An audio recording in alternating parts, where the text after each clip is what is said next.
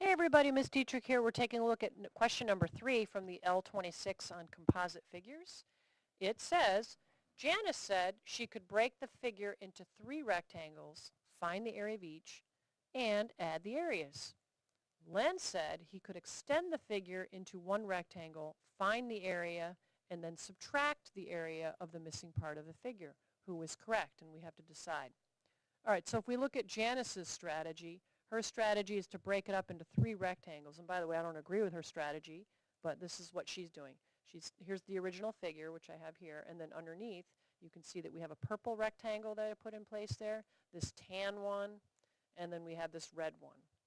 And if we found the area of all these and add them up, that would definitely work. So she'd be right. Let's look at Len's strategy. I'm just going to move these boxes out of the way so we can see the original figure, which I put on grid paper to make it a little bit easier for us to see. Now his strategy, I don't know if you can see the light blue rectangle. He's saying, let's find the area of that light blue rectangle and then subtract the cutout, or this yellow piece. So let's just explore what we would get for an answer if we did that. Now if we didn't have the cutout and we just had the blue piece, the dimensions of that would be a 25 by 30. Let's find what that equals. 25 times 30, and we get 750. So that's the blue region. Now, to find the area of this yellow region, we would have to infer the lengths of these sides, and we could do that. And the reason why we can do that is because we know that this plus this has to equal 30. So that's just simple subtracting. We subtract 30 minus 17. We'll get the dimension that we need there, which is 13.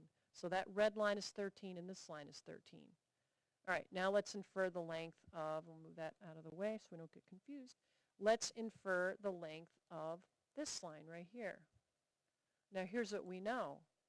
We know that this plus this blue line, would have to equal this line over here. In other words, it has to equal 25, right? This plus this piece over here has to add up to be 25. So if we subtract these two numbers, we'll get the length of that red line. All right, let's do that. 25 minus 12 and 5/10.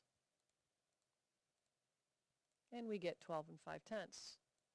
All right, so that's the length of this line, which is also the length of this red line over here. All right, now that we understand that, we don't need that line anymore, so let's delete it.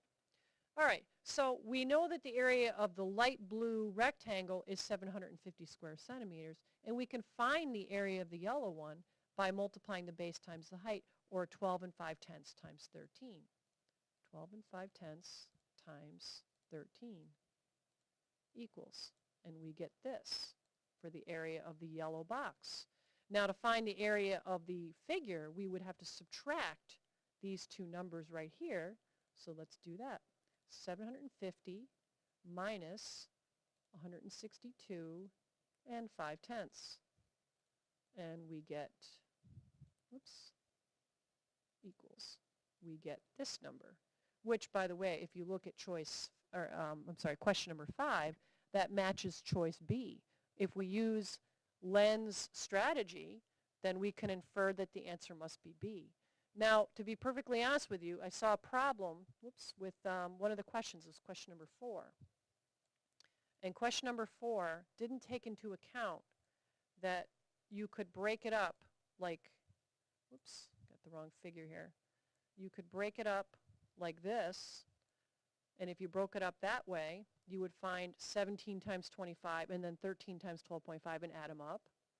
And by the way, the green area is listed here, and so is the red area. It's listed here. Now you could also break it up. Let's put that back.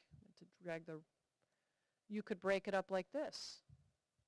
Here, and then, see if I can grab the purple one. That's the one I meant to grab. Now if you found the area of the purple and did 17 times 12.5, you would see the area listed here. If you found the area of this blue rectangle, you'd be multiplying 12.5 times 30. You would see that listed here.